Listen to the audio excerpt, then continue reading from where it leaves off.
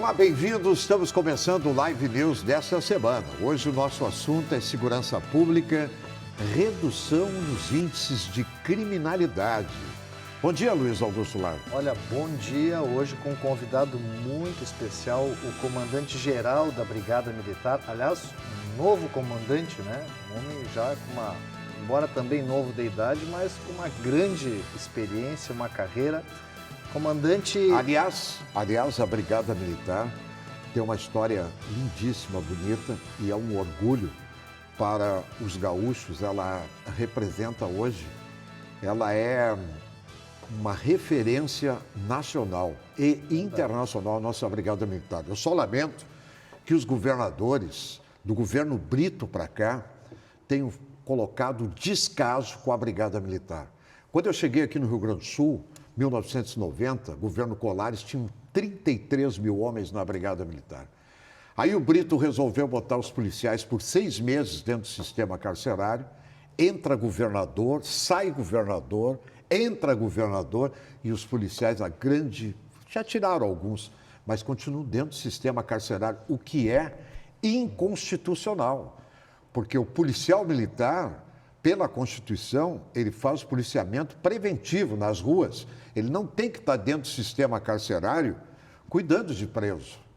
Então, eu quero fazer essa homenagem à Brigada Militar, mas eu não posso, viu, Lara, e os nossos telespectadores, deixar de registrar o descaso de todos os governadores até o exato momento com o que há de mais importante para a segurança pública, que é a Polícia Militar. O que os nossos policiais militares passam e passaram e estão passando, falta de equipamentos com a ciência e a tecnologia que nós temos no mundo hoje.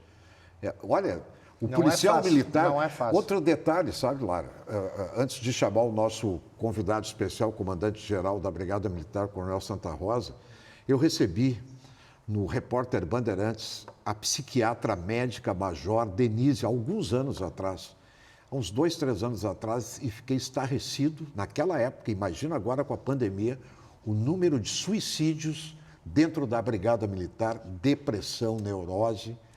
E esse é um mês, para se tratar sobre isso, né? O Julho Amarelo. Então, a honra de recebermos aqui no programa, comandante-geral da Brigada Militar, Vânios César Santa Rosa. Olha, até no próprio nome, um soldado romano, alguém que liderou também, né, exércitos e hoje, né, está com essa missão de melhorar ainda mais os índices de criminalidade, né, que nós vamos falar um pouco sobre isso daqui a pouco, mas além do bom dia, seja bem-vindo, nós também gostaríamos de ouvir um pouquinho da sua história, porque assumiu agora há pouco também o comando da Brigada Militar. Seja bem-vindo, Coronel. Obrigado, deputado Lara.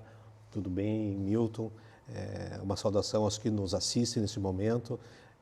Eu tenho 34 anos e alguns meses de efetivo serviço.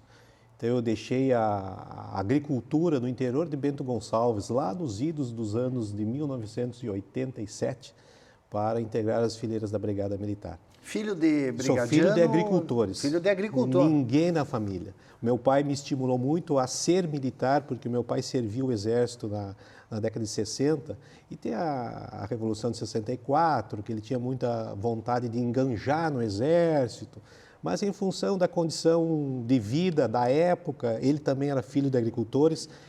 A nossa família ela é imigrantes italianos vindo da Itália, da Pórcia, Pordenone da Itália, 1874.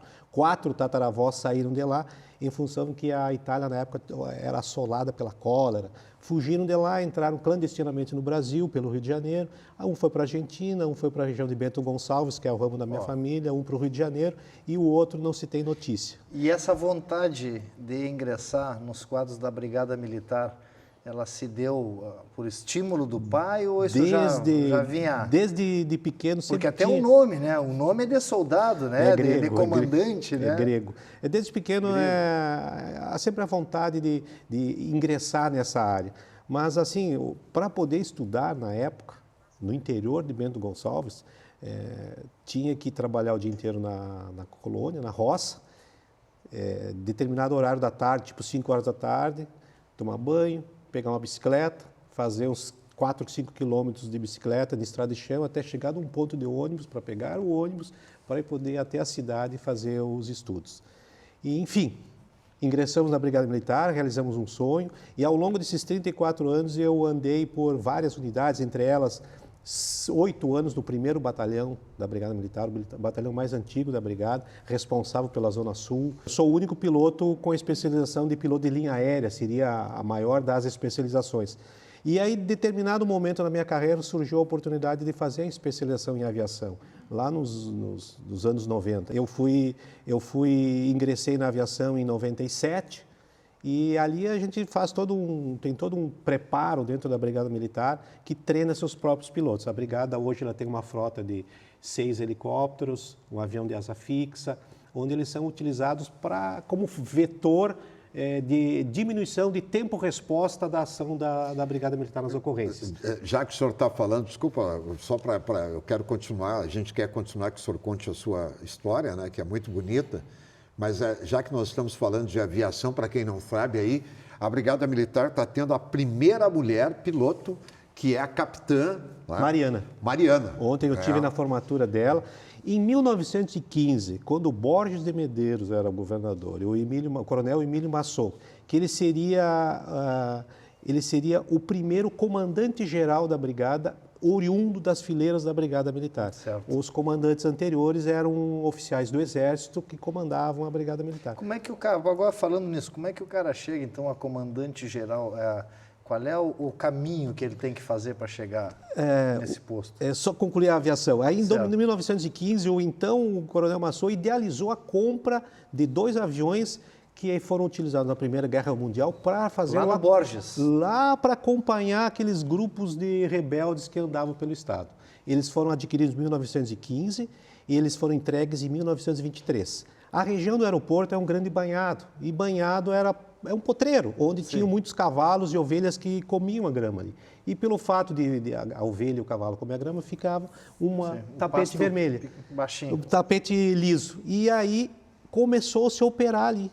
Quando anda-se pela freeway em direção ao litoral, dá para ver ainda o resquício de uma casa abandonada ao meio do mato, escrito Váriga ali.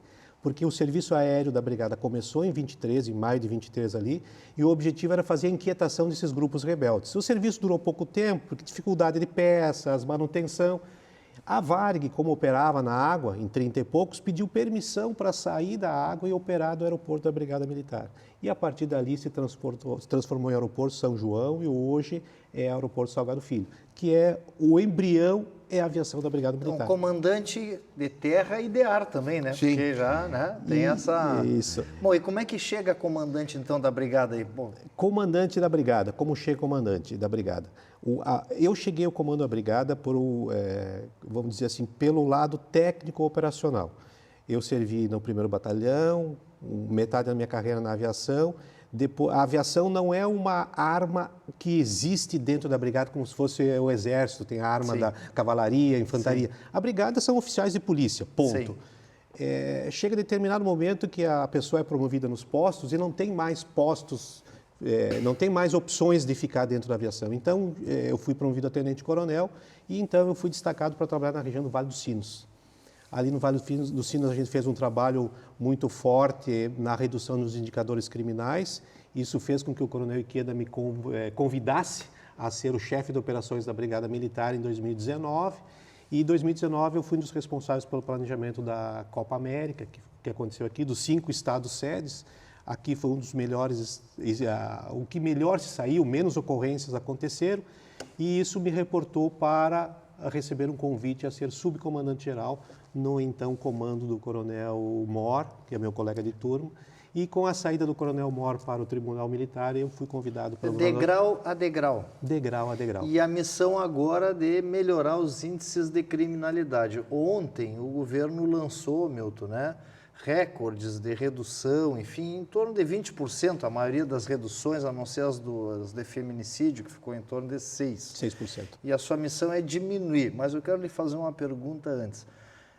Será que esses números que estão sendo divulgados, Isso está chegando, essa sensação na população, porque tem uma coisa que é a segurança efetivamente dita e a chamada sensação de segurança. Será que essa diminuição dos números está sendo percebida pela população? Nós recebemos retorno de muitos órgãos da sociedade civil organizada. Certo. E esses retornos que nós recebemos são todos eles no sentido de que está sendo sentido essa diminuição da violência. Vou dar o exemplo do novo cangaço, por exemplo, o roubo a banco com explosivos e cordão humano. Foi extinto praticamente no Estado, não acontece mais. Eu vou passar a receita do bolo, digamos assim. Como que foi extinto isso? Sim, deu zero, assalto a banco nesse último... Junho agora é zero. Mês foi zero. Isso, mas desde do meio do ano passado até agora, esse ano... Ataques a banco no Rio Grande do Sul em junho, 2021, zero. Mas e mesmo assim, as outras modalidades de assalto a banco, eles caíram drasticamente. Como? Por que isso? Primeiro, Operação Porque Angico. não foi pandemia, porque muita coisa baixa em função, o que se diz aí, em função da pandemia. 90%. Muita tu tira coisa fora essa estratégia de inteligência da Polícia Militar, enfim, com relação a assaltos de bancos e explosão e tal, mas o resto eu coloco com todo o respeito, né, a segurança pública, secretário de segurança pública, mas não... Esse índice aí, eles não vão me convencer. Tem muito da pandemia. Mas é lógico. Muito da pandemia. Não tem como. Bom, mas assalto a banco não é pandemia. Porque aí Ele dá o exemplo do assalto a banco. Ele não para. Como é que vocês fizeram assalto a banco? Como é que sentou-se na mesa as áreas de planejamento? Nós temos pessoas que trabalham só fazendo análises e estratégias. Como que poderia ser impedido que o explosivo chegasse ao criminoso? A rastrear o explosivo. Como? Rastreando o explosivo, foi descoberto que ele era desviado ou roubado de estruturas que mexem com isso. Minas e pedreiras. Fiscalização acirrada em cima das pedreiras e das empresas que faziam o transporte. E não se ouviu mais falar de localização de explosivo em carro. Desvio de explosivo. Porque o explosivo para uma pedreira ele tem um custo muito baixo. Agora, esse mesmo explosivo, quando na mão do crime, ele tem um preço altíssimo. Sim. Então, foi estancado o explosivo. Segundo, foram feitas ações cirúrgicas onde foi levantado, através da integração, e esse é um fator extremamente importante, a integração com os demais órgãos de segurança pública, criminosos que estavam com um mandato de prisão e em liberdade. Ações cirúrgicas com os batalhões de choque e o BOP na captura deles. Mas esse assunto rende, eu acho que esse rende um capítulo inteiro. E eu tenho que chamar o intervalo. Em liberdade. Na volta vamos falar disso. O terceiro eixo. Foram mapeados dos 497 municípios, todos os municípios pequenos que tinham 2 ou 3 bancos, um no lado do outro, e rotas de fugas fáceis. Foram delimitadas regiões e essas regiões nós colocamos os batalhões de choque de forma a ter um tempo-resposta muito rápido. Por isso que as guarnições conseguem chegar junto com as guarnições, com os grupos de assalto. Está ruim para assaltante de banco agora. Mas calma aí. Temos um eu tenho que chamar o intervalo aqui e nós já voltamos com Luiz Augusto Lara e o nosso convidado especial desta manhã, de sábado e domingo. Aliás, o senhor é de Bento Gonçalves. Bento Gonçalves, onde anda o presidente Jair Bolsonaro e a terra do meu grande amigo e parceiro do Repórter Bandeirantes, programa que vai completar agora 15 anos no final do mês, José Carlos Stefenon, Vera Stefenon, do Gran Legado Maison Forestier e do Suco Suvalan. Voltamos em seguida. Você que é beneficiário do Auxílio Emergencial 2021, fique atento. O calendário da terceira parcela foi antecipado. Acesse auxilio.caixa.gov.br e veja as datas de pagamento e saque, que seguem o mês do seu aniversário. Se você é do Bolsa Família, nada mudou. O calendário segue o número final do seu NIS. E lembre-se, o pagamento cai direto no seu Caixa Tem. Aproveite para usar todas as facilidades do aplicativo, pagar contas, comprar pela internet, recarregar crédito no celular e muito mais. Não precisa ir até a agência. Faça tudo pelo celular. Dúvidas? Acesse auxiliocaixa.gov.br ou ligue 111. A Caixa, continua ao seu lado fazendo o Auxílio Emergencial 2021 chegar em todo o Brasil para milhões de brasileiros. Caixa, o banco de todos os brasileiros. Governo Federal.